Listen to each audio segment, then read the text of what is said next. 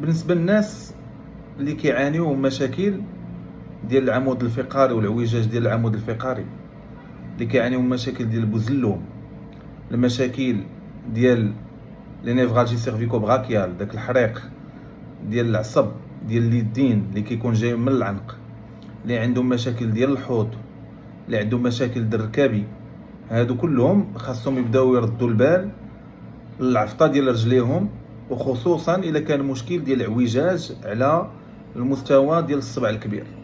الا كانت عندنا العفطه ما مقاداش، هادشي راه تيأثر على هادشي كامل اللي ذكرنا.